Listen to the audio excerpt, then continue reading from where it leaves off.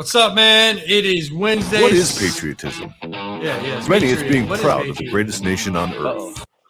Sorry, I had to mute that. Welcome to the show. What up, Doe? It is Wednesday, Spotlight Wednesday. We are featuring Rolando Molina, actor. He's been in so many different movies. I believe he was, I want to say, last time I checked, I just had this number right here, man. American No, 115 movies. Oh, you want the number? Okay. Yeah, so it was 115 movies. He'll be on shortly. He just emailed me that he's coming on shortly. So welcome to the show, Alex. We're here with Alex Sportsmall. Yours truly, Drake Swift. Still recovering from a little bit of touch of pneumonia. I went to the urgent care today, and they said starting to look good. So I can go. Good, man. That's good. You had me scared, brother. Go back to work. God damn it! You had me scared. You had me really scared. Oh man, I know I haven't been on a few shows, and I've been trying to take care of some things and get things, some things in order, like we always have to do sometimes in our life. But but yeah, so that was a scary thing because I'll just pull the curtain back a little bit for some of our listeners and viewers, and we speaking we meaning Tori Savage Kitty, and shout out to her today. I'll let you if you want to touch on that, but it's her. I know it's her son's birthday. Happy birthday, Zach Diesel. Much love, man. You're with me. You're always with me. I got the candles there, still sitting there, and so much love to Tori and Dominic and just the whole entire family. But so for her and for you, man, I was we always communicate. And we talk about the show and stuff like that. I don't mean to cut you off, but he just checked into the studio, so I'm going to bring him on the screen. There you go. Are you there? Can you hear me, Rolando? Yo. Oh, hey, man. How are you doing? What's up, man? How are you? Good, man. What's up, bro? Yours truly, Drake Swift. Man, Alex. We're originally. I'm on my phone. Yeah, I figured you're in your car, you're on your phone. We'll try to make it quick, man. I really appreciate you jumping on. Yes, thank you, man. It's an honor. So I was just kind of chopping it up. I actually I got pneumonia on Friday, and I've been sick, and I'm like, man, I hope he comes on, but I'm better today. I got it Friday, so I'm a lot better. So I appreciate you coming on, especially probably with a huge busy schedule. Thanksgiving's coming. So I know you probably got to see the familia and everybody check in and stuff like that. So who's making the tamales? So my family is not traditional with the tamales. Actually, my mom does. I don't know if you guys know, but I'm Salvadoran, right? So my mom makes. She makes what's called a chumpipe. Okay. You know what that? You know what that is? No, I never had. Sure. A chumpipe is basically Salvadorian turkey. They bake it in the oven, but with tomato broth and other spices and stuff, so it's moist.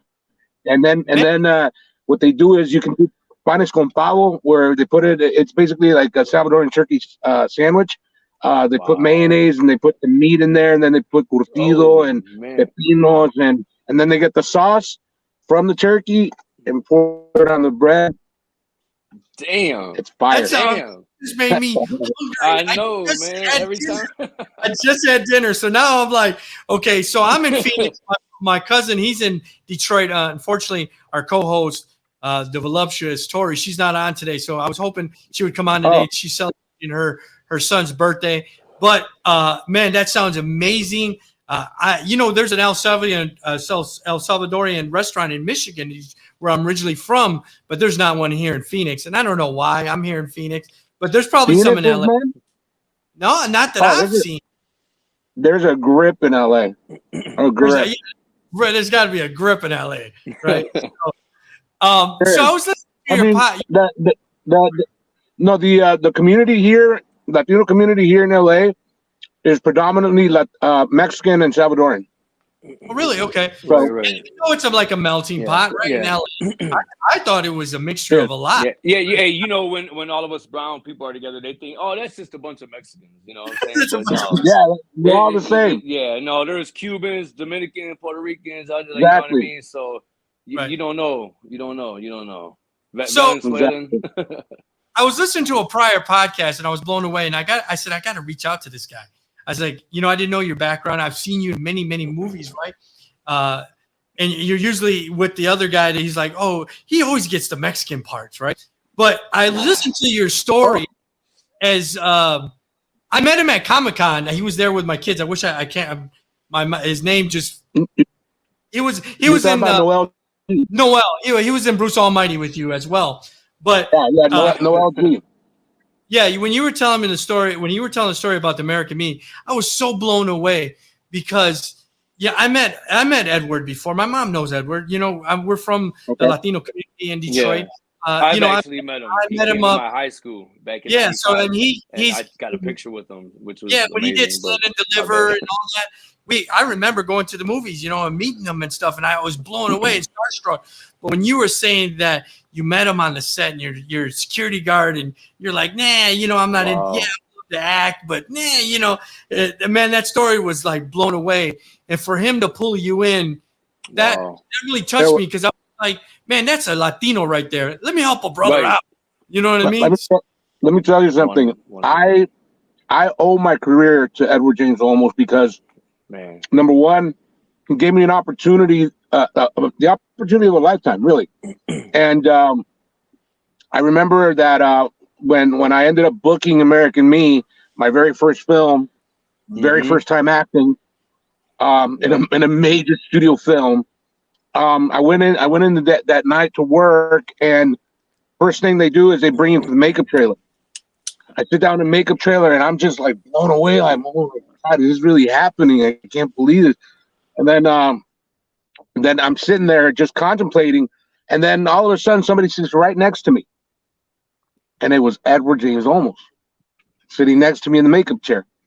I look over, and I'm like, oh wow, Eddie, listen, I hadn't seen him since I booked the job, right? So I go, Eddie, dude, I don't know how to thank you, man. This is an amazing experience for me, and I just, how can I ever repay you? You know what he said to me? What he said? He said, do the same thing for another Latino whenever you have the opportunity to do it. I didn't want to take a guess, but I felt like it was something related to something like that. Yeah. Wow. And that's not surprising. So that's what he's always done for years and years. So So did you? So what I did? Yeah, I did. I ended up meeting this 12-year-old young Latino boy from Guatemala. His name was Boris Cabrera. And I seen him at a quinceañera. I was dancing with this girl. This little 12-year-old kid comes up and goes, "Excuse me, I'm cutting in." I was like, okay. Oh, wow. and he cuts in, and he's a good-looking kid, right? Right. So then I was like, "Okay, hey, do you think, man?"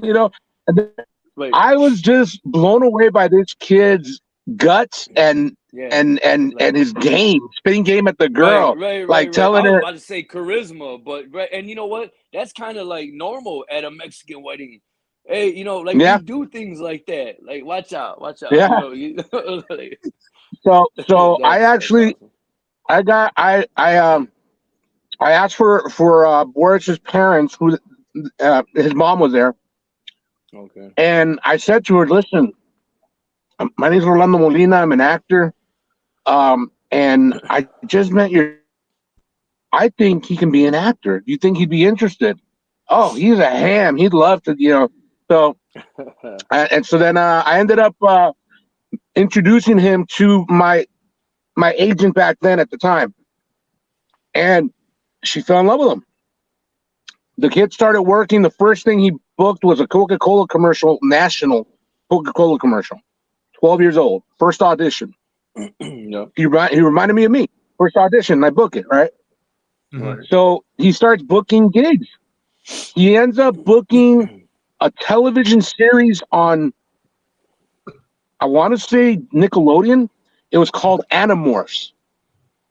It was about these teenage kids that their superpower was that they would morph into these different animals. Right.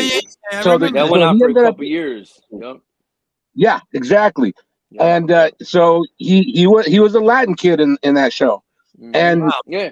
you know, I mean, now he dropped out of the game already, but he had that opportunity that I Right. gave him because I wanted to keep my promise to Eddie Olmos, and Right. I did it. He was That's on awesome. he was on Everybody Loves Raymond. I do my research, so and Who, I went back. He was on Everybody Loves Raymond on an episode of Everybody Loves Raymond. who was Eddie? Yeah, in 2001, Wow. I believe he was. That at least from what I found, and Okay. and he was I'm on pretty sure he was. ER. Yeah, Yeah, he he was did. on ER, Pacific Blue. I mean, those shows in '95 and '97. He was on, he was on NYPD Blue, which is one of my favorite all-time shows. And I did 2 episodes of Walker. NYPD Blue. Okay, I did yeah. two episodes. Yes, you did. And Yes, you did. also I did Yes, you 2 did, episodes man. of Pacific Blue. Damn, and you know what's crazy? Because I just marathon NYPD Blue, and my cousin can back me up on this. I was like, oh my God, he would call me like sometime last year. Hey, what are you doing? I was like, I'm so tired, man. I said I stayed up watching NYPD Blue. I can't, this show is so old, and I'm now just getting into it, and I can't stop. But you were on there a couple times. Damn, I remember. It's coming back to me. But I was looking awesome. at it. I don't know if this is correct. Is it about 115 credits, movies, that TV shows? I have 115 credits. So I don't remember when actually. I mean, I could scroll back, but what year was American Me released? And you were a police officer in that movie, if I remember. American Me was released in 1992, and we shot it in 91. 91. Yeah. Man, So being a Latino and of course in LA and being in the acting entertainment, how challenging is that being there? I mean, because I can imagine how cut. It's not really cutthroat per se, but it's extremely challenging. I did a film I want to say about 3 years ago. Okay. Called Papi Chulo, with the star was Matt Bomber. Now I went I know what that is. for the co-lead. Okay. Right. And it was me and 2 of my other actor friends that were up for the part. Then it came down to just me and 1 other one. At the end of it all, my friend Alejandro Pantino, he ended up booking the co-lead role with Matt Bomber. Okay. Now I was happy for Alejandro. I love Alejandro. I love all my acting buddies and friends because if they work, if I don't get it, I want it to go to one of them. Exactly. You know what I'm saying? I show love. I show love to them because they do the same for me. When we go out for the same role, and we don't book it, we're happy for our friends. I'll give you a perfect example. You guys do know Emilio Rivera, right? Right.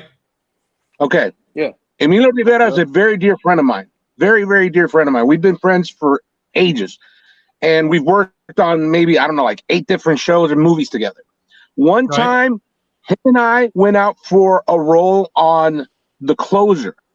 Okay? Oh, wow. Okay. And, yeah, so, but get this. I ended up booking it. Right? And Emilio calls me and tells me, bro, you booked it, didn't you? I go, I did.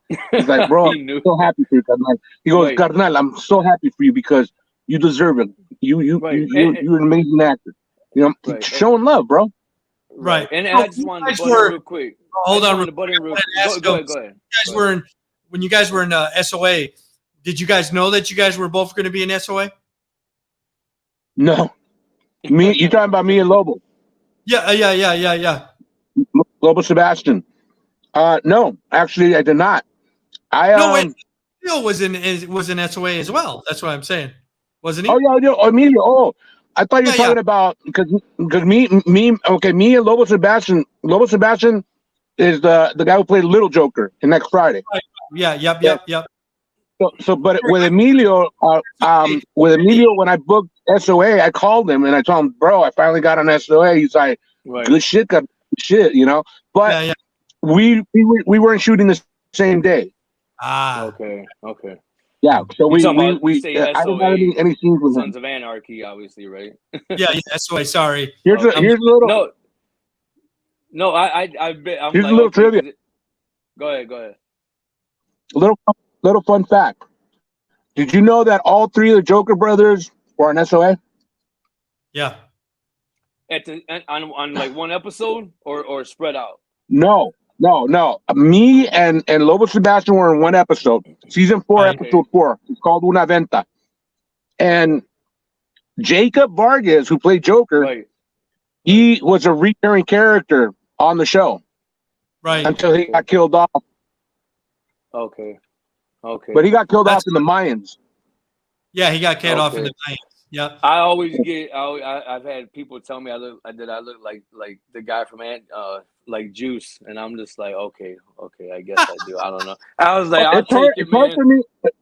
It's hard for me to see your face because it's tiny on the phone. I don't want to scare the whole listeners. That is true. You do look a little bit like the guy. I don't want to scare the viewers or none of the listeners off and do no close up on my face, but I've been told it, and I'm just like, and I watched the first episode. Wait, hold on. Scare me. Go ahead. Scare me. I'll do a side view, man. I'm sitting in my chair. All right, you doing profile? So, yeah, I do the profile there, you know. So, but I'm dead, bro. I was like, we got features, but okay. I was like, hey, I'll take anytime I look like a movie star, I'll take it, man. So, but he's a great actor. He was in, and I loved him in, was Black? Trying to think of the Marvel. Agents of S.H.I.E.L.D. No, well, he ended up being in that one too. Wait, who are you talking about? Me? He's talking about the guy that played Juice. Oh yeah, no, I knew you was in the Agents of S.H.I.E.L.D. You're saying though too? Okay, I never continued to watch that. It was just too many things coming out at that time. But okay. It's hard to keep up with some of this stuff sometimes. I hear you, bro. I hear you. Out of your, illustrious, 30 years, 3 decades almost at this point, what can you say? What was your favorite movie that you've done? See, people ask me that all the time. Like, what's my favorite movie? Yeah. I love all the films I've done, but the most memorable one. There you go. Yeah, the most memorable one was and still is a movie called Crazy Beautiful. I knew you were going to say that. Yeah, so did I. So did I. Because when I seen he was in that, I was like, wow. Yeah. That's the one that I was like, okay, I'll have to go back and watch that one again because that was such a great movie, I thought. You know what I mean? It was underrated. Yeah. It was definitely a great movie. Yeah. It was kind of like a Latino or kind of like a Mexican version of West Side Story, right? A Mexican. I would have to agree with you on that one. I'm sorry. I would have to agree with you on that one. Yeah, because it was a Mexicano that falls in love with a güerita, and you know what I mean. So the opposites of worlds, and you know what I mean. Like it was a really underrated movie. I thought never got the just that it did, and I really liked that movie. So right. Give me a second. Hold on. Yeah.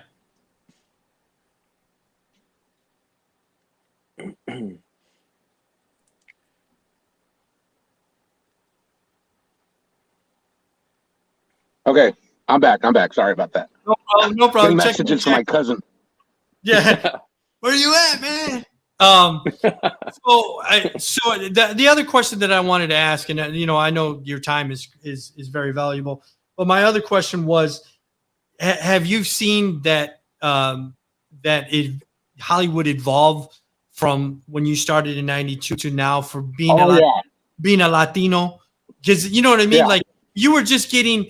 A lot of times in if you go back to the 90s, a Latino got maybe he got the the hitman, or you know what I mean, he got the guy with the gun. Stereotypical role. Now we're getting major roles, and I think Hollywood is finally accepting, hey, you know what I mean, these Mexicans, Salvadorian, you know that.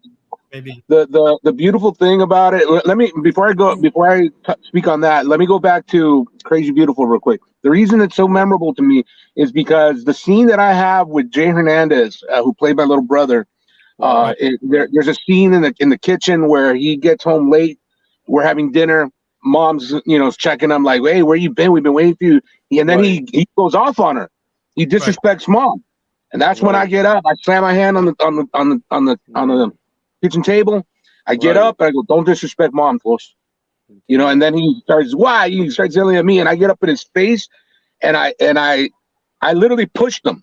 Now I pushed him. That wasn't even scripted. Right. I pushed him. It was just, but I pushed him because we were trying to get a reaction from him, and we were not being successful. Me and the director. So I pushed him. But then I let him have it. I tell him, bro, I'm not as smart as you. I'm not as fast as you. You got the opportunity to become whatever the hell you want to become. You can be a congressman. You can be, whatever you want, a pilot, But for you to throw all that away for that white girl's number up in the house, fool, and I'm not going to sit around and let you do that shit to yourself or to moms anymore. ¿Entiendes? And look at me and say, damn, man, I love it, bro. Man. You got me good. I got goosebumps right now, man. But see, this is the thing.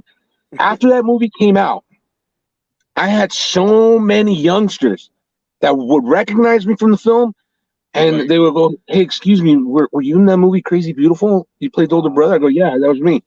Bro, these kids, man, I remember there was one kid just said, man, I just want to say thank you for doing that, because when I saw it, you reminded me of my dad, who's locked up, and he was just trying to, get me to not get locked up like him, and I didn't understand it, but you helped me understand what he was, and he wasn't the only one. I've had other kids, you remind me of my brother. My brother used to say the same thing to me, For sure. And that's the reason why it's so memorable to me, because the one reason that I got into acting was because I wanted to move people.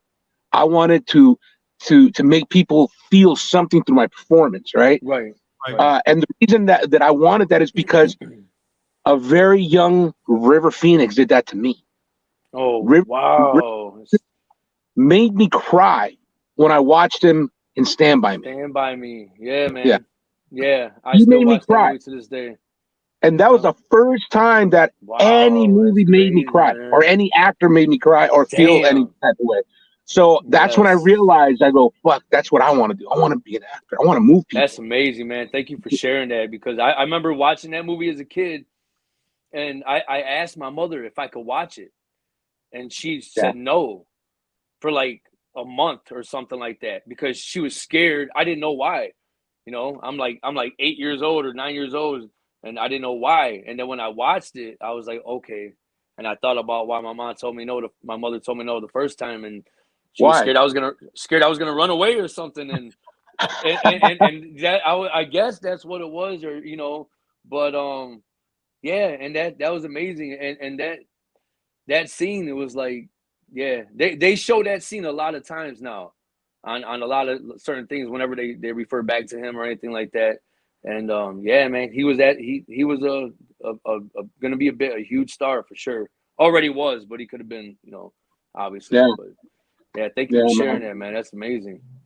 Damn. So going back to the question. Now back to what you were asking me about. Have I seen progression in Hollywood for Latinos? Yes. When I started acting back in 1990 or 91, there was a handful of Latinos, and Latinos my age at the time. I was about 19, 20 years old, and I was working like crazy in the early to late 90s. My first 10 years, my first decade, I worked a grip because there weren't that many Latinos my age. Mm-hmm. Well, at least that had talent. Right. You just read my mind. So I was, bro, I was working all the time,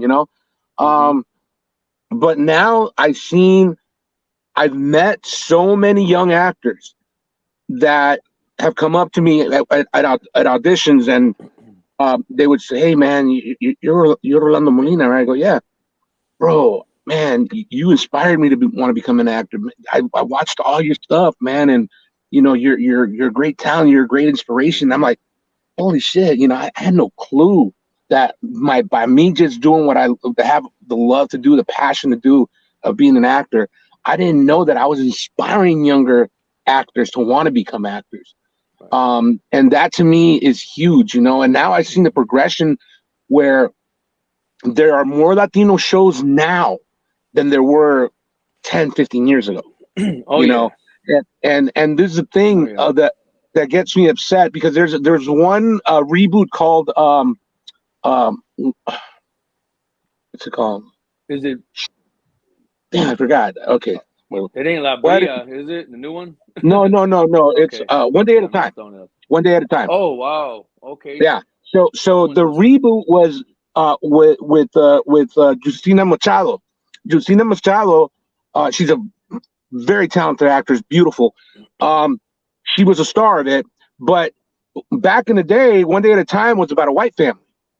They made it about a Cuban family this time. Rita Moreno's in it. The daughter's gay.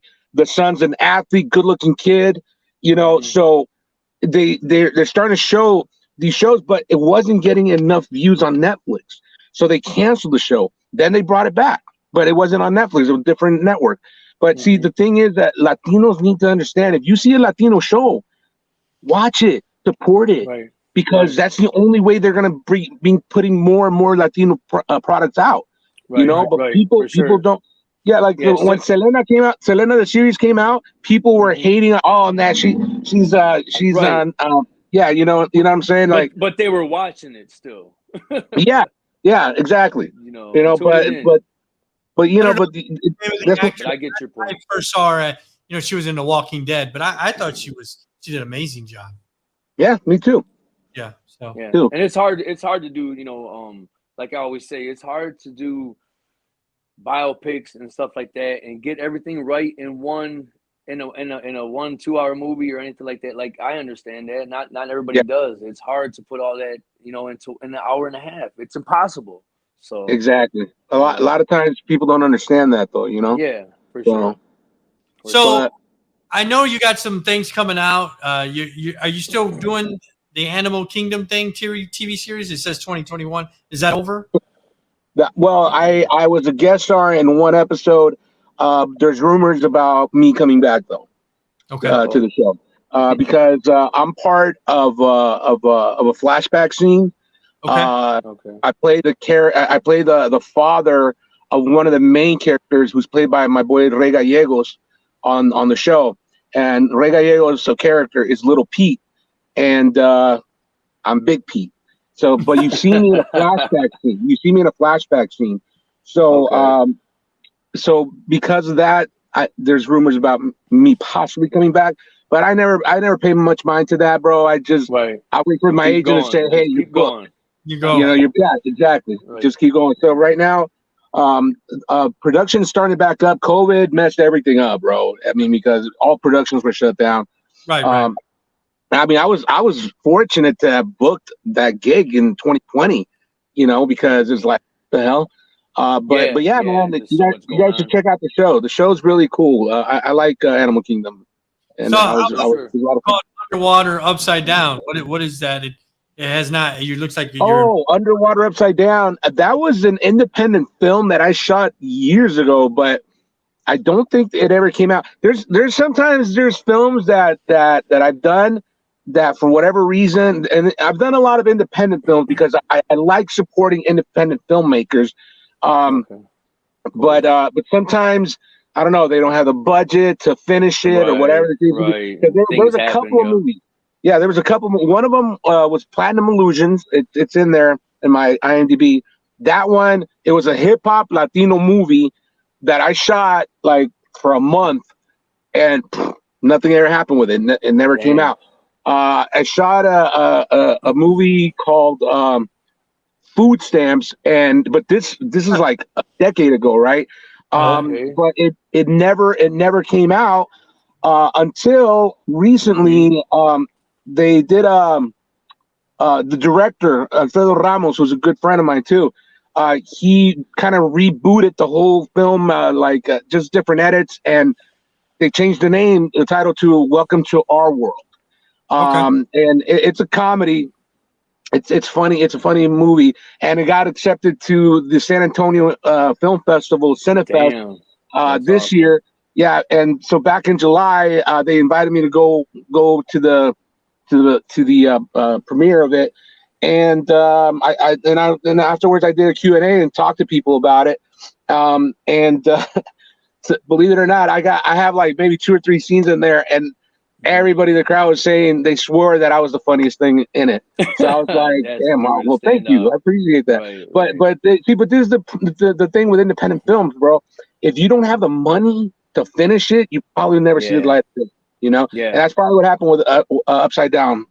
Well, no, I just saw that it said 20, and it doesn't have a finishing date on it.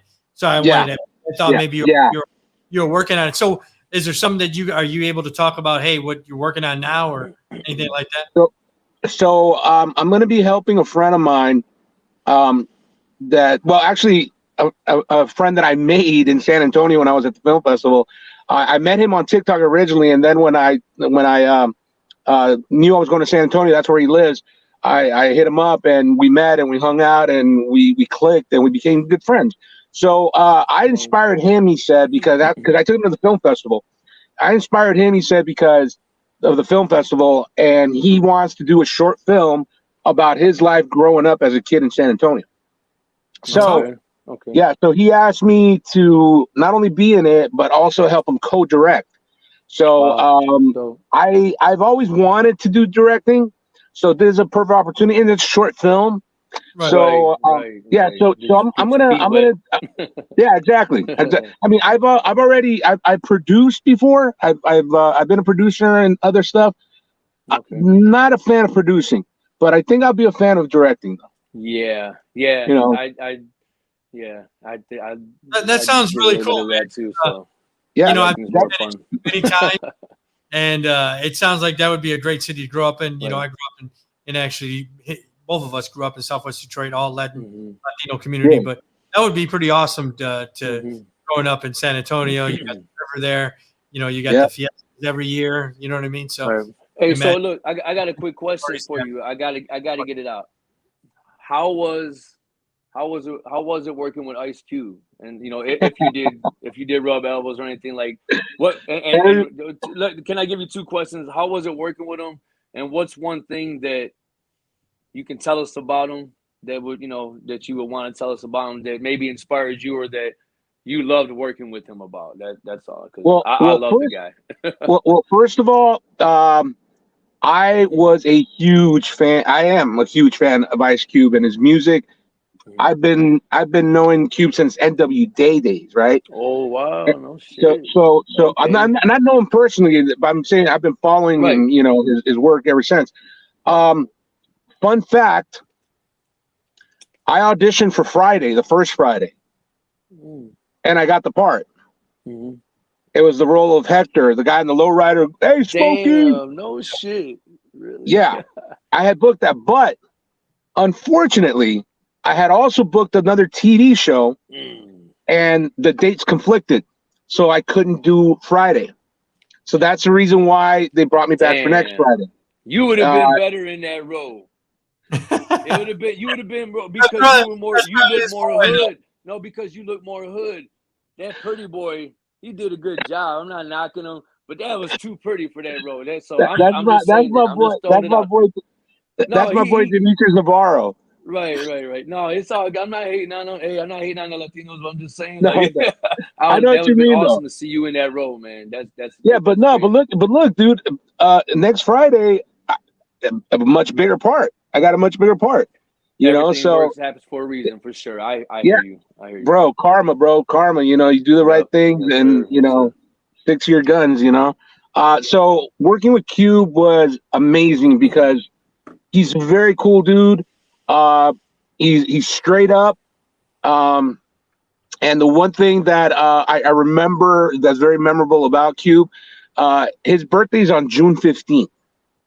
And we were shooting that day. And so when I got on the set, you know, there was, you know, people talking, hey, it's Cube's birthday today. It's Cube's birthday. Okay, cool. Okay. so on my way to the set to go film the part where Pops knocks me out with the 2x4. Yeah. Okay. On my way to shoot that scene, I see Cube in his trailer. He's outside, and he's kicking it with Mike Epps. Okay. And I just went up to Cube. I go, hey, yo, Cube, I heard your birthday today, my boy. Just want to say happy birthday, man. God bless, and many more, you know. He's like, oh, thanks, man. He goes, hey, I got some tequila and Rolling Rock in there, so go ahead and, you know. Yeah, I'm like, oh, bro, I go, bro, I can't, bro. I'm about to shoot this scene right now. Right. And then you know what he says? He's like, I'm the one that signs the checks. So if you want to have a shot of tequila, dope, man. you want to have a shot of tequila, go right ahead. Damn. So let me tell you, going into the set, I had a nice buzz. He was right at home, like we always are with our. That's right. Q was dope, bro. Q was dope. So I'm gonna let you go, man. I know you probably got to go, but I want to play this real quick. This is a memorable scene. We were just talking about this, but this is one of my favorite scenes from next Friday. So I'll just bring it right on the screen. Oh my God! How did you not crack up in that? I mean, how many takes did that take? I don't know. That dog got issues. Hey, so what's wrong with my perro? What you do to my dog, fool? Nothing. Just take out the money, huh? Man, how long did it take you to do that scene? Because when he's contemplating 50s and titties and all that, you couldn't stop laughing at the theater, you know. Oh, bro, listen, Jacob. My boy, I love Jacob, bro. Yeah, that's my boy right there. All those lines, the 150s, big ass titty, he came up with those. That was not scripted. That was not scripted. When he's like, who locked the fucking doors? I hate, no, Leroy. Yeah. I'm bilingual. Those are different. Pastor Wild. That's all because he came up with it from American Me. Because remember, Jacob was an American Me. So basically, my boy Jacob is brilliant when it comes to comedy, bro. Yeah. He's brilliant. So when we're sitting in there, the whole line of the original line was, hey, what you do to my perro? And then me and him started playing around, and that's when we came up with the, hey, fool, what you do to my dog, fool? What you do to my perro, dog? Right. And then just improvise a little bit, and we came up with that, man. And Jacob, dude, I'm telling you, my boy, I love my boy, dude. I love watching him work. That's awesome, man. Well, we're gonna let you go, brother. I know it's getting late over there in the LA area. Appreciate it. Thank you for coming on, man. Thank you so much. My brother, thank you. Passing that torch, baby. Much love. Hey, thank you for having me, guys. I really appreciate it, and shout out to all your peoples out there in the East Coast. Yeah, thank you. Appreciate it. Much love, man. Yep. Have a happy blessed night, bro. Good night, guys. Bye-bye. Damn. Wow. Damn. That was great, man. The insight. Oh, did he? The insight you get from, like I said, man, just the behind the scenes type stuff is like that's where I was trying to get to, and just on any production thing, because that's where the magic happens. So that's why I was like, I had that one question in my head. I mean, we could have talked to him for hours, hoping maybe we get him back on down the road, but yeah. He was very susceptible. He always got back to me. He's totally professional. You know what I'm saying? Like, he didn't know me. Oh yeah. He know me from Adam. I just reached out to him. Yep. Like, no problem, bro. For you're Latino, I'm gonna, I'll come on your show. I don't care. Yep. That's that. Much love, man. Much love. Much Rolando thank Molina. You. Yeah, I mean, he's done 119 films. Yeah, for sure. Amazing career, man. You know what I mean? Yeah. And he ain't done yet by a long shot. So. Yeah. And like I said, for him to say, I knew he was going to say Crazy Beautiful, just because the movie never really got what I thought that I got. Right. Like people, and when I looked up his list myself, and I seen that was the first movie that I seen that stood out to me. But people know about it, but it doesn't. It's underrated. It's a very underrated film, right? Yeah, for sure. All right, man. Well, we'll move on to the show. I'll try to wrap this up. I don't know how much longer I can. My voice, but nearly half of the voters, Biden's worst president has ever expressed. Most polls don't want him to run again. you know, there's a lot of things going on in the country right now. High gas prices, inflation. Everybody's blaming Biden. I know it's not his fault, particularly, right? But, you know, they're always going to blame the president. I don't think that he should necessarily run again. I think he had his run. I don't see him coming back. I don't see him. I don't see him coming back. And I to think say that this early is like, I see him saying, I don't want nothing to do with this. So and that's the, you know, I tune in when I see him, and I try to listen to a little bit to see what's going on in the world. But it's hard to even say what I'm about to say. Like, it looks like he doesn't know his ass from his elbow, but then again, his facial expressions never change. So it's like, you don't know. I don't know, but yeah, he just looks like he doesn't belong. I don't know. I mean, So he is almost 80 years old, so yeah. So the U.S. borders are officially open. International travelers are they had some emotional reunites as people haven't been able to come to the U.S. So officially they are open. I wouldn't go outside this country right now, not with COVID, but you know, just letting people know. I don't know if you caught this. I don't know if this girl's going to get assault, but a girl was playing basketball and she tripped her when she went for a shot, and she fucking just decked the shit out of her. And I'm gonna play this video. I didn't watch the video. Oh my god! Like, I mean, she just fucking cleaned her clock. So let me. Something like that happened not long ago. On the boys basketball team, but but I'm like, oh my god, why would she do that to that girl? You know what I mean? Man, you could fall back, and them courts are so hard. I fell and hit my head on the basketball court before, and it was all right. But man, I mean, you can just from that falling and hitting your head, let alone getting punched. There you go.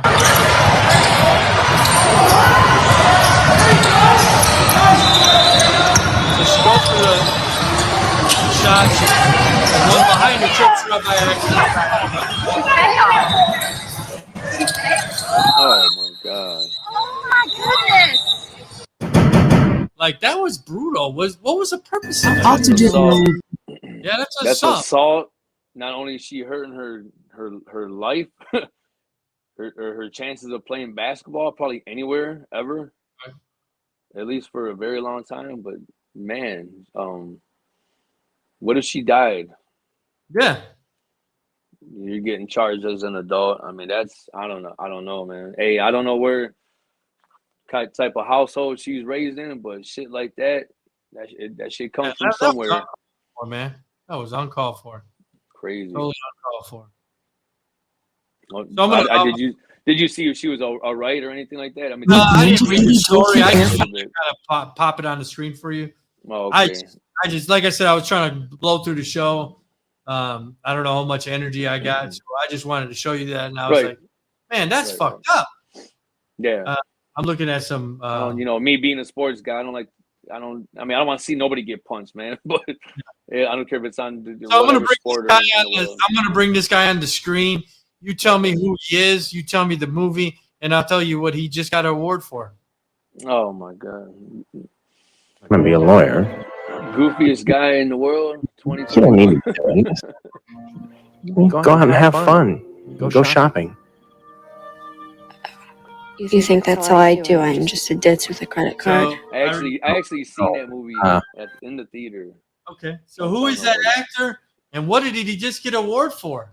The Ant-Man is the sexiest Ant-Man in the world. Yeah, that's Narissa loves that movie, and when she fought, she's like, yeah, I do too. I do. She was like, oh my god, is that Ant-Man? I said, well, he wasn't Man back then. You know what I mean? Funny. Yeah, right. Yeah. He's the sex. I asked a friend earlier. A friend earlier, is Paul Rudd just got sexiest man in the world? What's your take? I said, was like, Groovy. She was like, no. Yeah, he's the sexiest man. Sexiest man alive. Paul Rudd. I guess. I mean, whatever. I don't know who's casting their votes and shit, but that's People's Magazine. Whatever. Okay. Magazine. So I don't know if you remember this show. I used to watch it as a kid. It was Quantum Leap. the star Dean Stockwell, he just died. Former star Dean Stockwell, Oscar nominee, actor for Blue Velvet, married to the mob. I remember him in I remember him. But you know what? I never watched that show. But the only reason I remember him and that is because Monday Night Raw. And remember after Monday Night Raw, that used to come on. It was either that or like silk stockings and shit back in the day. But yeah, God bless him, man. That's damn. Won a couple Emmys. God bless him. Rest in peace. Isn't that crazy? Yeah. It's crazy, crazy. So I put this story and I told you that that I probably was going to do a marathon, but I'll bring this on to. Oh, okay. Hold on. Where you going? Three's Company aired for it. Trying to bring him. Where you going? Them pictures are classic. Oh my goodness. See if I can find a scene for him.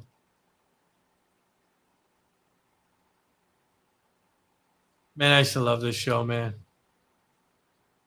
I was trying to find a scene with. Is it not going to show? You trying to find where he's walking into the Regal Beagle or what? Or something, you know. Yeah, you gotta be old school. I mean, that's before my time a little bit, but still, that show's classic, man. Yeah. Here you go. Flashback comedy. I still watch that I won't watch the whole episode, but sometimes if I'm flipping through the TV and I see that on, I gotta stop because that show was hilarious. And I used to think Janet and Chrissy were smoking hot, of course. I mean, come on. I'm sorry, I was trying to come up with the video too long, but I got it now. Okay. So they recently released an article and they said that Don Knotts was a ladies' man, and I didn't know, but you could tell by the way he dressed, right? I heard story. I've heard those stories before. Did you? Yeah. Oh, it was I put the wrong screen on there.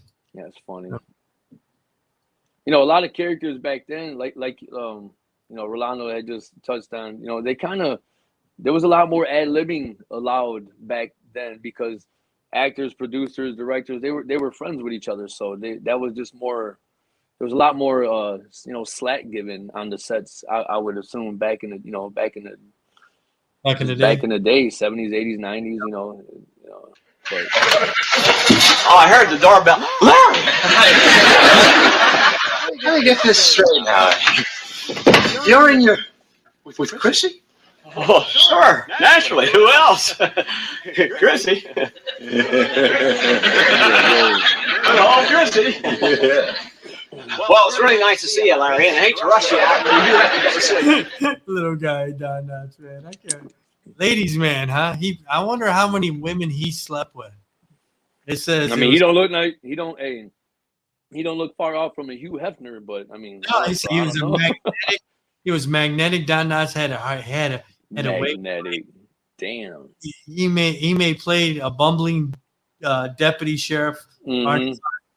His daughter Karen Knotts, who recently penned a memoir about her father, admitted that he was very loved by all women at all times.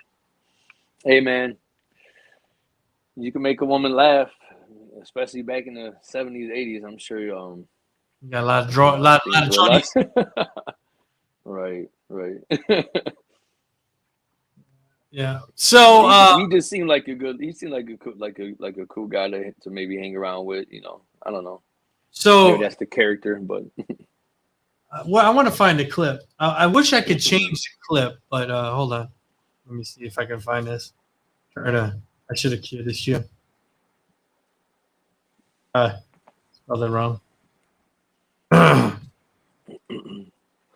How's the wrestling thing going? It's going good, man. A lot of crazy news. WWE just released another 18 wrestlers last week. Yeah, I saw that. And there you go. Sorry, hold on. Let me. No, I was just a lot of news going on. So everybody tune in.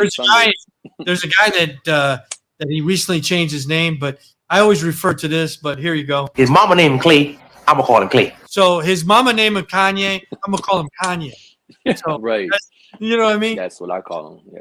Yeah, I don't even gonna call him his Ye. Well, Ye is saying Kim Kardashian is still my motherfucking wife, despite ongoing paperwork and ongoing whatever the fuck, whoever else she's fucking. He's saying that's his wife. Back the fuck up, the little goofy white boy that keeps taking her out. But you just said it, and I know for a fact if I could make a woman laugh, right? My girlfriend says why she probably fell in love with me because I made her laugh, right? Make a woman laugh, right? Her underwears are gonna come off. So somebody, I think, what was his name? John Legend, him and his wife said that I forgot the goofy guy that's on Saturday Night Live that he's taking her out. I forgot his name. Oh yeah. Well, I guess he's able to make her laugh, and that's why she likes hanging out with the guy. So there you go. Yeah, you know what? It was funny.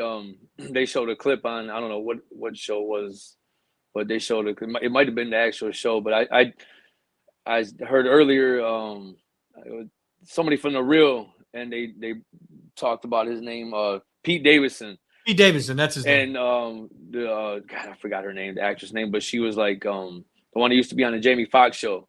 She was like, I don't know what it is, but he gets all the women. Yeah, he's been with. He makes them laugh. She was like, either he's making them laugh or he's well hung. But I don't know what's going on. It's Ariana Grande. I mean, I don't know. Yeah, Ariana Grande. And hey, I'm like, damn, is he like hitting on, these the host and shit? Like, damn, is he like, what's the SNL? I can't think of the creator, but I'm like, damn, they just allow him to just get what he. But yeah, I don't know, man. But they said it was a little bit deeper than that. They said that maybe I don't know how long ago it was, a year or two ago or something like that, but somewhere in the past that they were all out and Kanye West left them hanging with the bill. There was like $1,000 bill or plus or something like that. So that's where like kind of the beef was like kind of maybe started, but who knows? But yeah, he was on Kanye was on Drink Champs, actually. Yep. One of my favorite shows. My boy Nori and them. Yeah, they asked him, is that what's up with that? That's still my fucking life. And so Chris Rock slams anti-vaxxers, you dumb motherfucking Kyrie motherfucker. So here you go. Kevin Hart.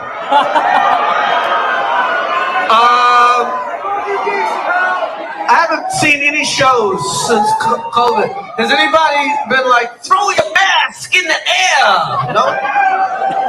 And waving like you just don't care. Where's my anti-vaxxers at? Where you at? Damn, where's my anti-vaxxers? You fucking dumb Kyrie motherfuckers. Oh my God.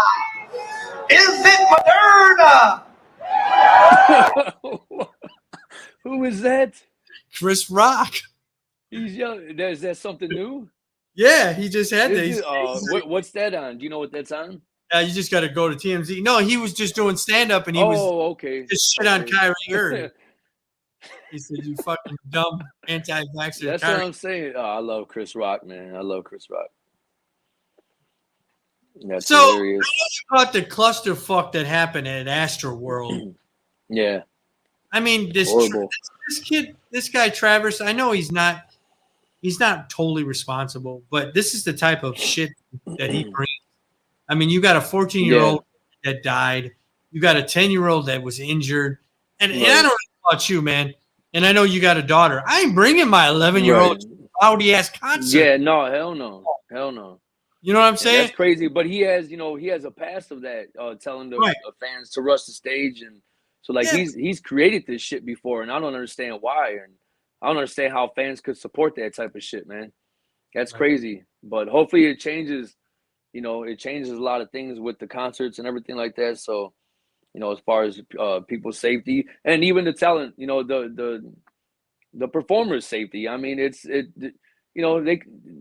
just because you're on stage don't mean you're protected, man. You know what I'm saying? So, you know, they need to think about that until something, you know, maybe they'll kill. Be better safety protocols when they're Right. doing these concerts, man. But maybe they'll care more if you know what I mean. If God forbid something happens to one of the artists, something would happen to his ass. You know what I mean? If he would have got bombarded and almost, you know, barely left alive in a hospital, Right. and you know, maybe he would do more than just pay for 8 funerals, because that's just pocket fucking change. So hopefully he's not just doing that, and he actually cares and shit. And so yeah, that's I didn't really get into the story till like yesterday. Nation is the one that put it on. So right. So they're the one that's there's lawsuits going on and all that type of shit. So I mean, it just creates a big mess, and it's going to eventually create, you know what I mean? It could create job losses and shit like that, and just, you know, and it's just bad all the way around, man. So especially even if it was one person that passed away. So hopefully that gets better, and you know. So here's some news that hits back home. People exposed to lead in Flint will get $626 million settlement. Wow. Yeah. That's a lot. So, damn, that's a lot of money they got to dish out there. Shit. A judge in Wednesday approved, which was today, $626 million settlement for Flint residents and others who exposed to lead contaminated water. Most of the $600 million is come from the state of Michigan, was accused of reportedly overlooking the vast risk of switching Flint water sources. So, representing 4,000 children. That's just the Woo! children. That's crazy. But I mean, hey, you know, I don't know if that's enough money that all that money can make up, but I mean, give them something. It's been, I don't know what it's been, 2 or 3 years, I think, since it feels like it's been a while. Right. You know, since that started, but damn, it took this long to help these people out. And there's children that died already and shit, man. That's crazy. That's crazy. But I mean, crazy shit. Hopefully that helps them out. Some other local news in Detroit. I read this story, man. I was kind of sad about it. Mm-hmm. So it says fake landlord scams destroying lives in Detroit. So there was this woman. She was homeless. Mm-hmm. Says the day she made a final payment on her house in spring, June Walker could barely contain her jubilation. I was running around the house just thanking God, said Walker, 65, who has scrambled and saved more than 2 years, setting aside for her disability check to afford $550 a month. She needed to buy a house for $15,000. Walker had transformed a cozy brick house in Detroit East Side since 2019. Back then, the house had to be no furnace, no water heater, no plumbing, no kitchen sink. The basement was filled with sewage. She said by April, Walker had made this most of all the repairs. Well, after she paid it off, oh my God, months later, she gets a eviction notice and told her this wasn't her house. So I've seen. To be honest with you, there was a couple of times that I was gonna post one of these stories like 2 or 3 months ago, and there was a guy going downtown, standing right there in the middle of downtown. I'm trying to say where the Spirit of Detroit is at. Yeah. I'm gonna turn his hair down. He with go ahead, with guns, holding on, you know, with his little I don't want to call him a cult, but just standing there and basically telling residents of Detroit that there's homes for free that they should be able to get, you know. And he was robbing them. So there's been a lot of that going on. And I seen just numerous stories of women getting, you know, giving all their money up to someone and thinking they're getting the keys to a house with their kids and everything, and just that's sad, man. So just another piece of corruption that goes on in the you know, in the city of Detroit that needs to be handled, right, looked into a lot more. So giving up your life savings and shit. Sad shit. Yeah, I mean, these are older folks. How could you do that to someone in that age? Just right. Sad, man. It's real sad. 25th. So I'm gonna bring this story on. If you remember the story during the Minneapolis, there was a kid that his mom drove him down with an assault rifle and started shooting black people in the street. This was he's on trial now. This is him now, and he's basically. Did you come to downtown Kenosha to look for trouble? No. Would you have shot Joseph Rosenbaum if he hadn't chased you trying to take your firearm? Objection, leading. I'm gonna go to the part where he's apartment one. Yeah, where he broke down. Yeah, I've seen it earlier. Yeah. I want to say. Any of them? They're doing. Is that right here on Civic Park? No, sorry, that's my. Refer to Mr. Zeminski. I want to say. Stayed another. I mean, I believe that's protecting the gas station. He said he can't come with me. Can't find the I road. thought he was crying right here. Direction? I wasn't. Describe what happened. I probably a lot longer once than that. I step back, I look over my shoulder, and Mr. Rosenbaum, Mr. Rosenbaum was now running from my right side, and I was cornered from in front of me with Mr. Zeminski, and there were.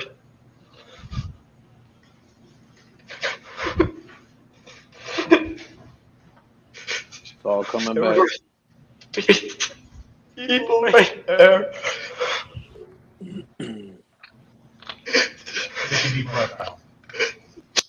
I think I gotta call crocodile tears on that one. Really? Yeah. Really? Yeah. I don't know, man. I mean, he looked goofy as shit, but I think it was real. I don't know. I mean, I don't think, I mean, who knows? Maybe he's now, when you start reliving that shit.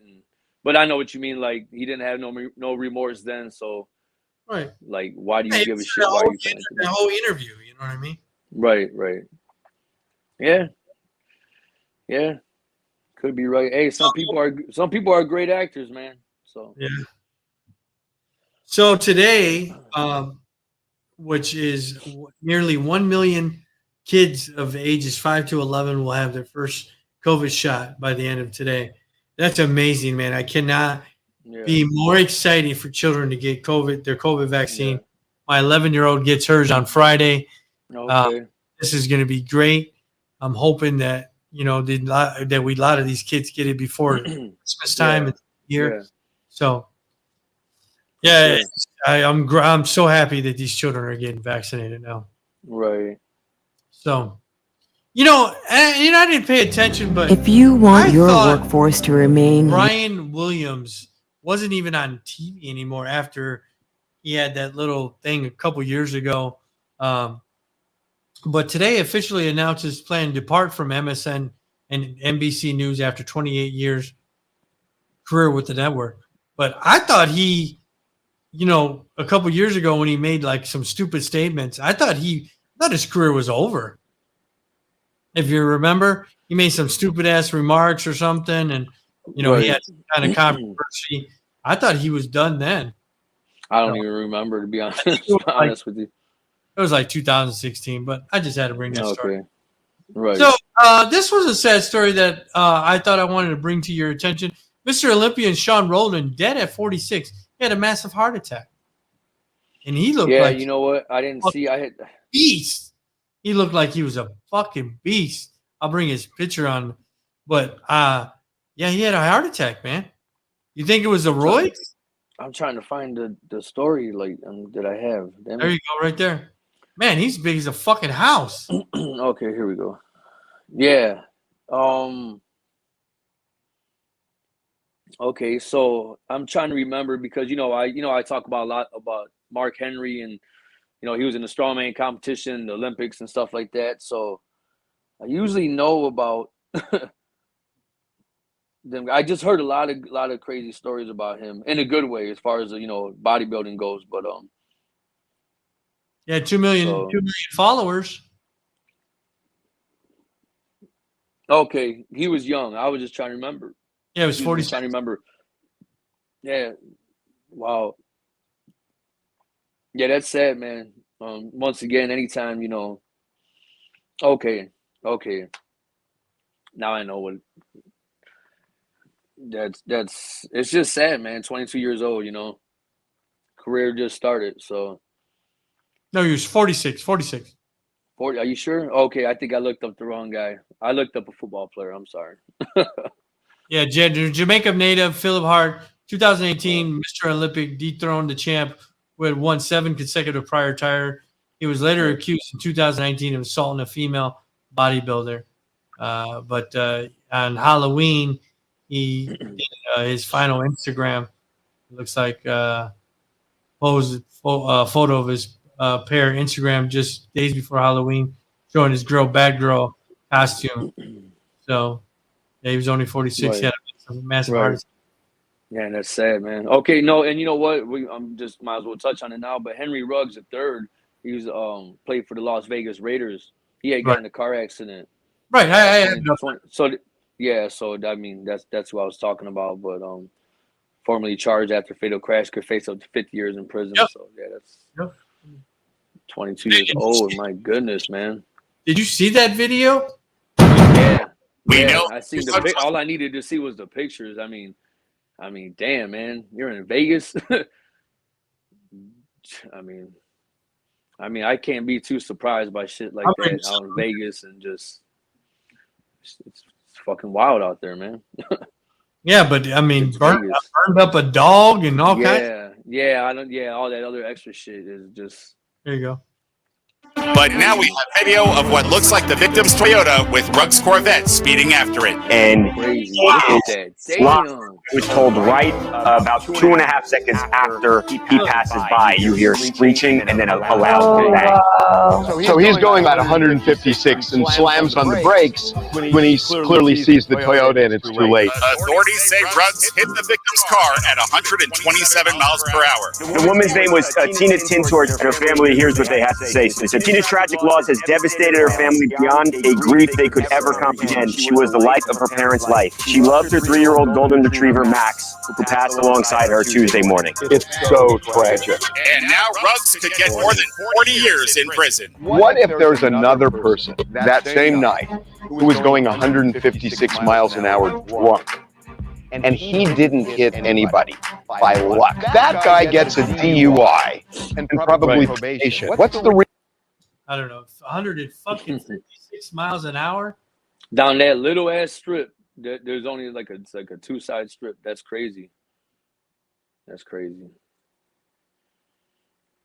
Heavy traffic, bro. He was on some shit. He was on definitely a lot of shit. That's so sad, man. Yeah.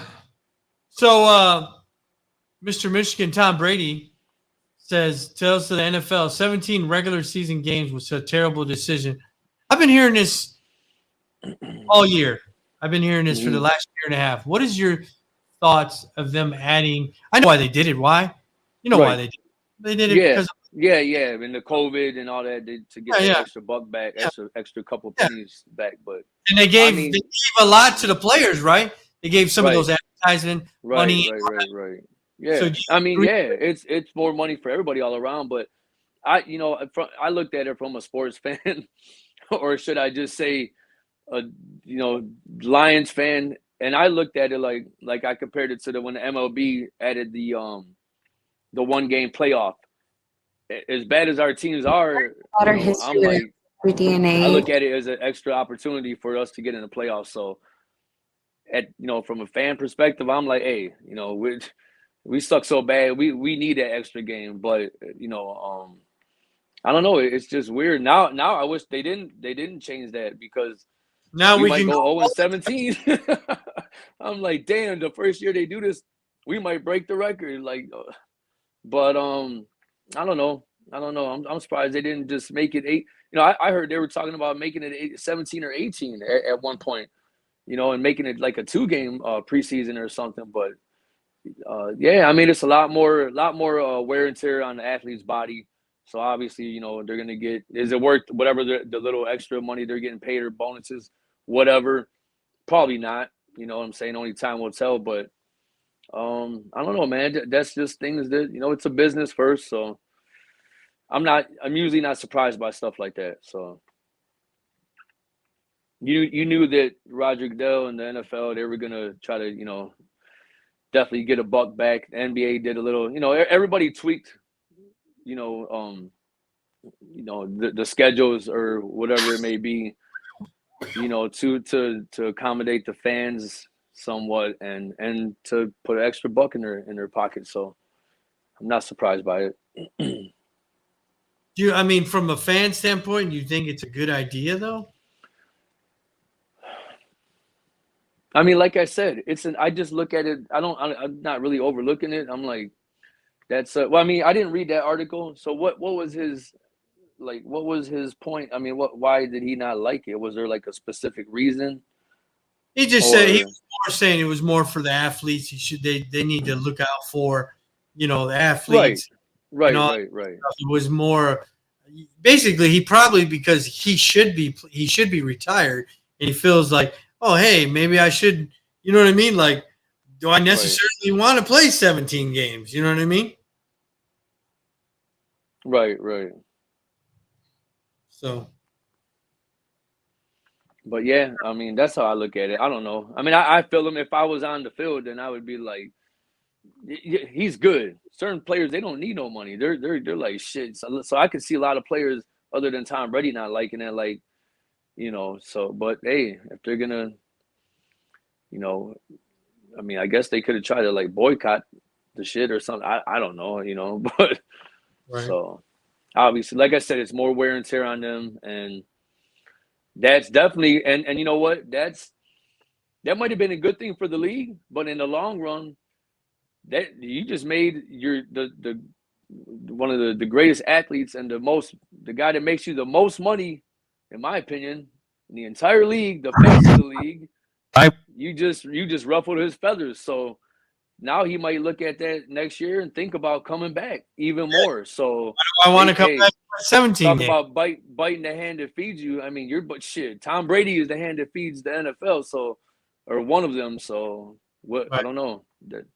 So here's Howard Stern. He calls fucking Aaron Rodgers to be kicked out of the NFL and profanity rant. So here it is. I'm gonna play it for you. Perked up over the weekend about this fucking Aaron Rodgers of the NFL. I don't even know where to begin with that story. This fucking guy, I don't watch football. Sorry, I'm not a big fan. I know the guy's a real good football player. That's why they put up with his bullshit. If I ran the NFL, he's going to be a Hall of Famer. So, yeah, that he's important to the franchise. If I was if there was decency in this world, I would throw this guy out of the football league so fast. What he did to his fellow teammates. And, bravo, Terry Bradshaw, for what you said and everyone else who's got half a brain in this country. But this fucking guy, they should throw him out of the league so fast with the guy who crashed his car at 153 miles an hour. And some poor lady was walking her dog, and the dog and the lady burned up in his car because he hit him. And the last words out of her were just screams of pain from the fire. He's facing 40 years in jail. It should be a life sentence. He just essentially just killed someone. It was two stories, basically, we already just talked about. But so what is your thought? Go ahead.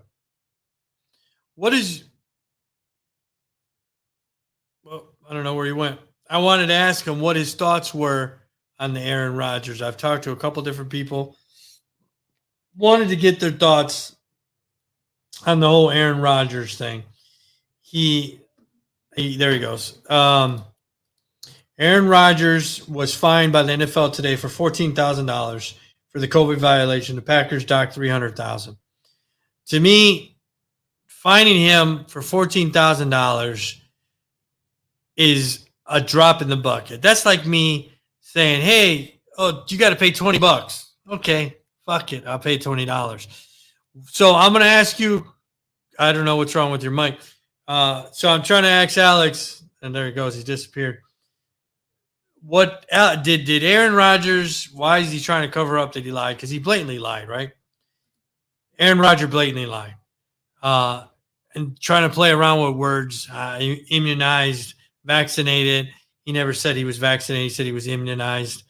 Now the NFL has gave him their ruling, and they're still. I don't know where Alex is at. I don't know if it's what's wrong with his mic, but so they're still saying that they're not telling him that he can't play as long as it plays and he's not he doesn't have COVID and he can play. But all they did was slap him on the wrist. Are you there, Alex? Can you hear me? No. Yeah, I don't know what you did. I think your Bluetooth or something. So my thought process is he lied, and I don't think that he should be played for the rest of the season. I'm not a Green Bay Packer fan, but at the same time, I think he violated the NFL protocol. I think he put people in he put people's lives in danger, his teammates, his teammates' family. So that's my thought process. I'm not saying what I'm saying is right or wrong. I'm just saying that's my thought process. He should not be eligible to play for the rest of this season. There's a guy named Kyrie Irving that's sitting at home. Give me a second. I'm sorry, man. Yeah, there's a guy that's sitting at home, Kyrie Irving. He said, I'm not taking the shot. And he says, okay, bye. I'm not getting the shot. I'm going to sit at home. Look, he was honest. He told me we want. But you got a guy named like Aaron Rodgers that blatantly lied to the fans, blatantly lied to the organization, blatantly lied to the NFL. There we go. And he gets slapped on the wrist for $14,000. I think it's just fucking bullshit. I just think it's fucking bullshit. I just think it's bullshit. What is your thoughts? First of all, he lied. Violated NFL protocol. Right. He could have got some people sick. What do you think they should do? Do you think they slapped him on the wrist, Alex? $14,000? That's like telling you, hey, pay $20, please. Can you play $20? Okay. Let me ask you a question real quick. Since we just got off Tom Brady, what do you think? What if that was Tom Brady? I'm not going to use somebody lower than a lower talent than Aaron Rodgers. I want to know if it was Tom Brady. Do you think he would have got fined? That would have probably been like $5,000 fine, something like that. No, see, what it was? It was the color of their skin. Because if it was a black man, it was a brown man, they would be out of the fucking NFL. They would be suspended, and then they would focus on the fine down the road, all that. Right. It's all what it was. He's a prima donna. Then the $30,000. They fined the organization $30,000. And he plays. And just for the record, we are not. There's no prejudice on this show. If you know who we are and you watched or listened to the show before, we're just talking about the way. Come on. Everybody knows the politics of the NFL and all the major sports. If it was DeMar Jackson, his ass would have been fined and he would have been kicked in the NFL. Oh yeah, for sure. But and that's crazy. And look at the other shit that he has caused with the team and organization, and the fact that he plays for the Green. Like if he played for Jacksonville Jaguars, I think it would definitely be a little bit different. I don't know. But I don't want to say the fine would be more or less or nothing like that. But he plays for Green Bay. That's the money. I mean, Green Bay. Come on, Green Bay. Dallas. Like those are the money making franchises. So you know what I mean. So I agree with you. And you know what? I was a fan of him, but for sure. This is worse than Kyrie Irving. Yeah, that's what I said. Kyrie Irving said, guess what? I gave him so much shit, but at least he just No. Right. Did you get the shot? He might have sounded crazy. Kyrie Irving might have sounded crazy. Made no sense what he said, but he was real. He was being honest. He did right. This guy's lying, and he could affect it. He could. So imagine. Exactly. Further, imagine Aaron Rodgers got COVID, gave another player COVID. He took it home to their son. He got COVID, and their son died. What would Aaron Rodgers say? If he dies, he dies. Like what the fuck? What is wrong with him? And then do another State Farm commercial, right? Oh, State Farm is done. Out of here. And when he pulled all his. I know. I'm just saying though. You know, it's like, yeah, for now. But you know what? I don't know, man. I don't know. That's the NFL protocol. They slapped him in the wrist with a $14,000 fine. That's like saying, Alex, can you pay your bar tab for $20, please? Right. Come on. He blatantly lied. You're trying to play, you're trying to play a word play with people. Oh, I was immunized. What? For sure. Yes. Yeah. Did you get the shot? Yeah, I was immunized. That's crazy. What? And see, look, this goes back to what I said before about, like the Red Wing player, it just, I mean, I look at it like this. It's plain and simple. Stop overlooking the shit. Stop overthinking the shit. You're on a team. You're there's other people that are busting their ass to get that spot. How do you feel if you're that? Let's say you're a special teams and you play on the Green Bay and you got vaccinated, but the fucking quarterback doesn't have to get vaccinated. And the guy feels you're the kicker. You're the kicker of special teams, which is not really on. You're out on the field a good amount of time, but you know what I'm saying. You wouldn't think that like the kicker and the quarterback would be making. I'm just saying, not that it. But you know what I'm saying though. But it's like, either way, you're part of a team, man. My whole point is you're part of a team, and when certain players say that or do that, like Kyrie Irving went over there to be part of this dream team and shit, but you don't want to do this. Like one thing, everybody is fully in, and I'm not saying to follow the leader, but you're affecting. It just makes me think. I'll just say it. It makes me think. How much do you really care about the fucking game that gave you everything you have right now? Whole thing. It's my body. It's my body. Shut the fuck up. I don't know if that's where the ego comes in or what, but yeah, I think it's bullshit, bro. If I made my dream come true, and I understand not every athlete thinks like this. They're out there driving 156 miles an hour in Vegas and all this shit. You're doing this crazy shit. I get it. It's gonna happen because they don't know how to handle. They don't have no self-control at 22, 24, or even 30, making millions of dollars and shit. So it's ridiculous, man. And you know what? Just to give a little plug, ATW podcast every Sunday, 9 a.m. Pacific, 12 p.m. Eastern. Check us out. But we touched on, when our first show, my co-host Tony Twist was like, he was just letting everybody know this why we're doing this show. We're super fans. We never been in the ring.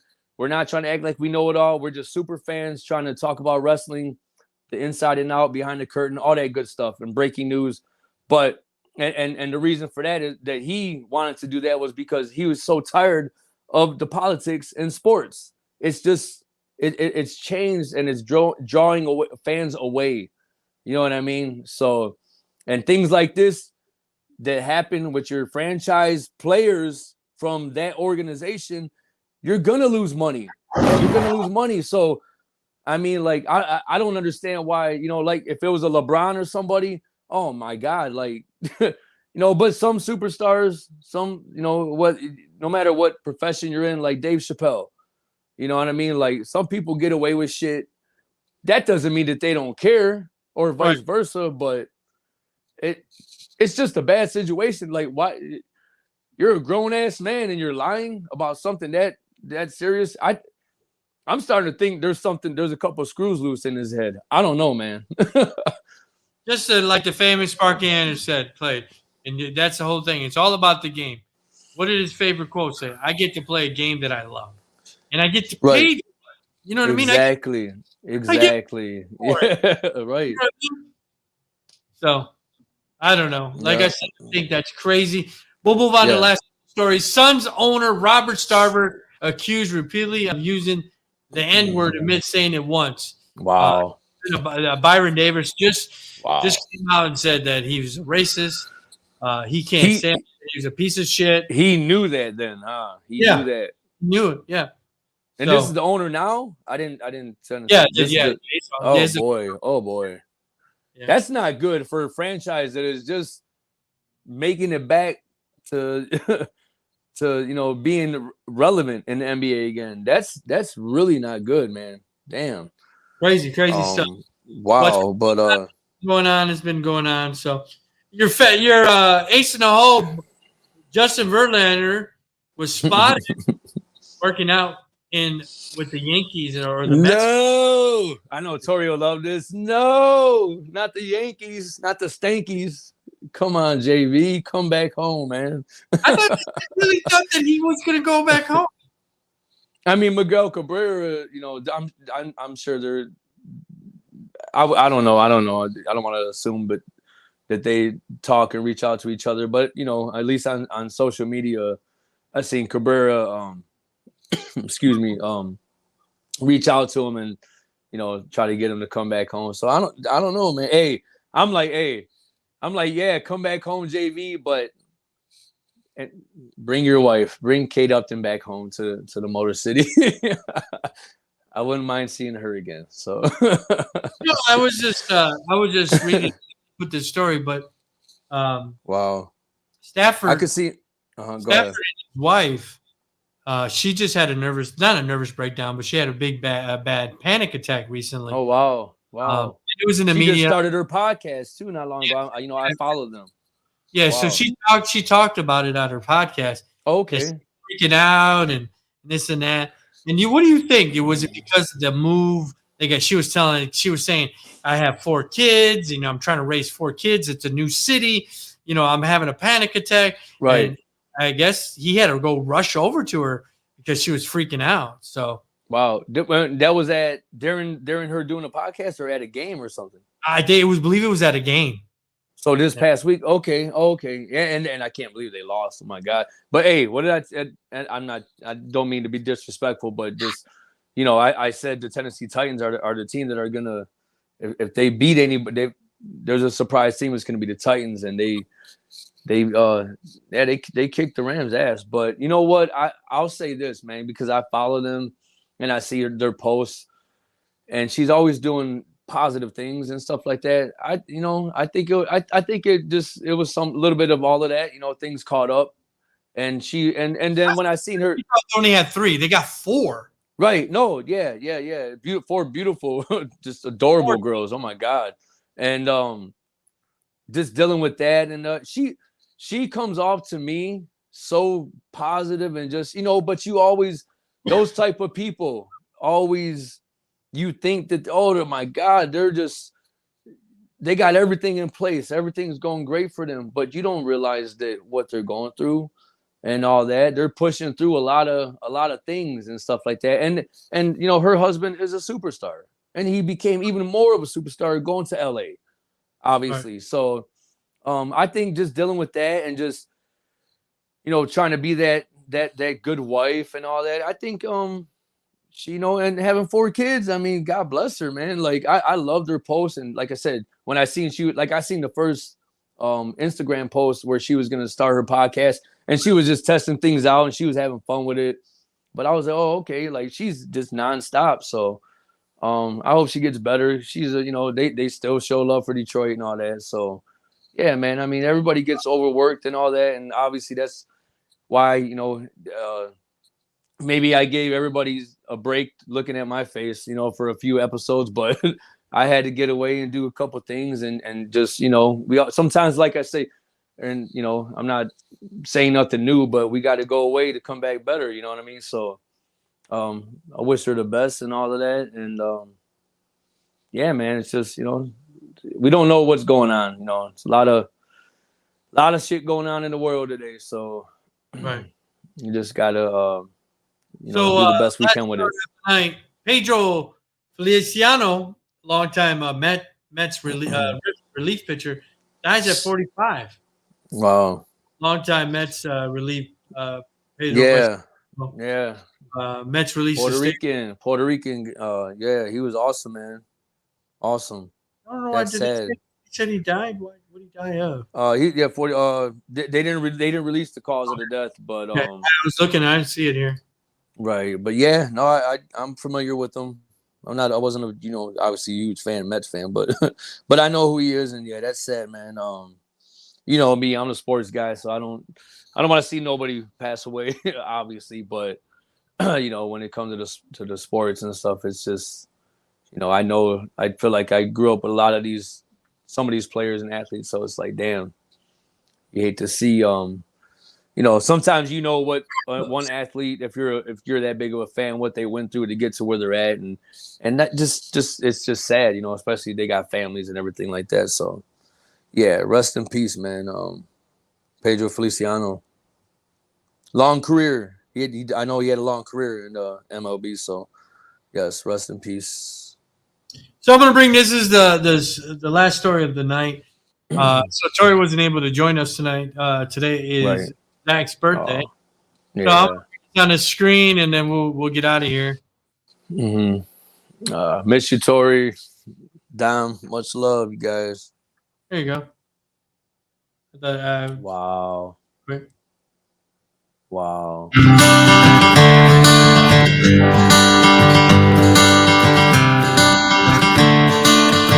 Another turning point, a fork stuck in the road. Tom grabs you by the wrist, directs you where to go. So make the best of this task and don't ask why. It's not a question, but a lesson learned in time. It's something unpredictable, but in the end that's right. I hope you had the time of your life.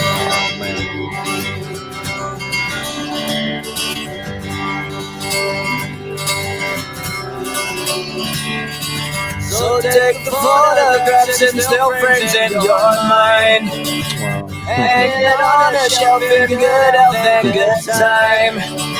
Tattoos the memories and dead skin on trial. For what it's worth, it was worth all the while. It's something unpredictable, but in the end that's right. I hope you had the time of your life.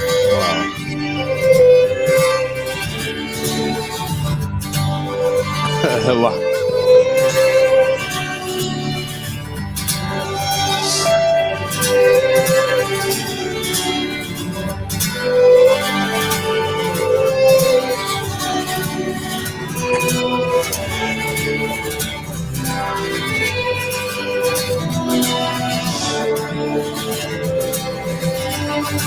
It's something unpredictable, but in the end that's right. I hope you had the time of your life.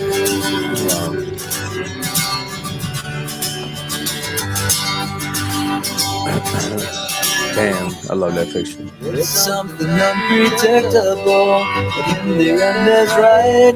I hope you had the time of your life.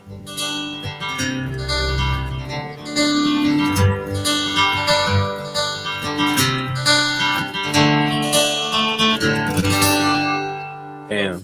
You're forever 21. Ooh, shit, man. Oh, shit. I can't even see no more. So wow. Happy birthday, Zach. Yeah, happy birthday for sure. Zach Diesel forever, man. Damn. So that's all I got. Shit. I got so much shit in my head right now, man. So hold on. Yeah. Oh, shit. Much love, Tori Dom. I just want to say.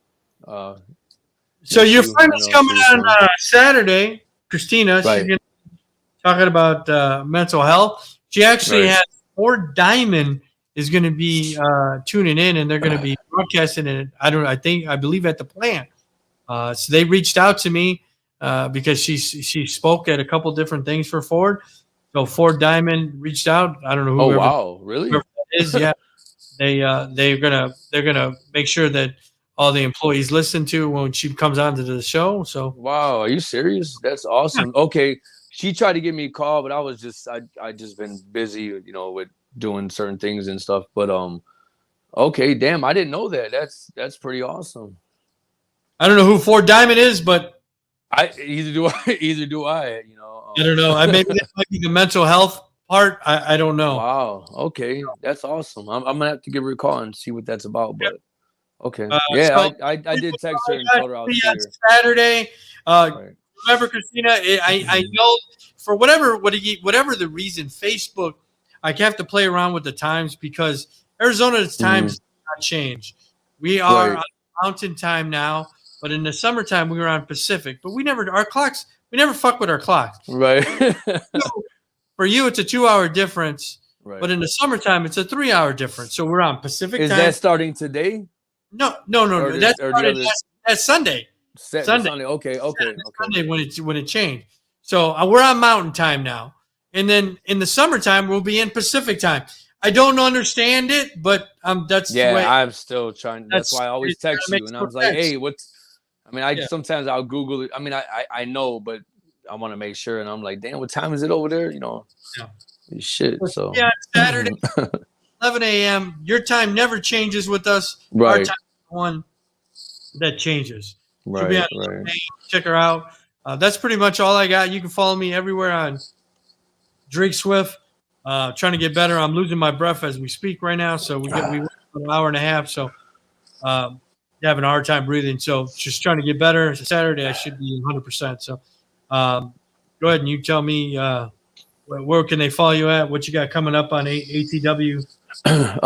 You can follow me at I'm looking at it like I don't know. You can follow me at SportsMod313 on Twitter and Instagram, and you can follow the ATW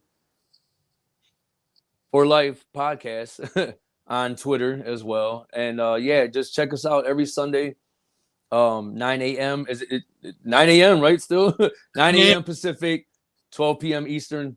And just check out myself and the host, Tony Twist, breaking down all the latest news in professional wrestling. If you're a fan, if you're not, just share it with a friend who is, and just tune in. And we're talking about WWE, and AEW, pretty much the meat and potatoes of the business of professional wrestling. And that's all I got. You can follow me, like I said, at SportsMod313 on Twitter and Instagram. And thank you everybody for tuning in. Thank you to our guest. That was amazing. Rolando Molina. Rolando Molina. I'm never gonna forget this one, that's for sure. So definitely special. So, and once again, much love to happy birthday, Zach Diesel, and much love once again. I can't say it enough to Dom and Tori and the whole entire family. And I just want to say one more thing. Shout out to my boy Robert Courtney for doing the TEDx Detroit talk. It was amazing. Had me in tears. I was proud. I'm so happy for him that he's telling the Ashley Rose story, and just it was amazing, man. So I don't know if you checked it out.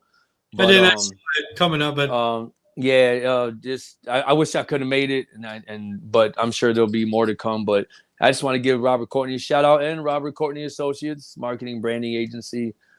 That's all I got, man. Everybody stay safe. Like Tori always says, be kind to one another, and hopefully we see you again Saturday. Make sure you guys are always washing your hands, wearing a mask, and washing your ass. Let me hear this video.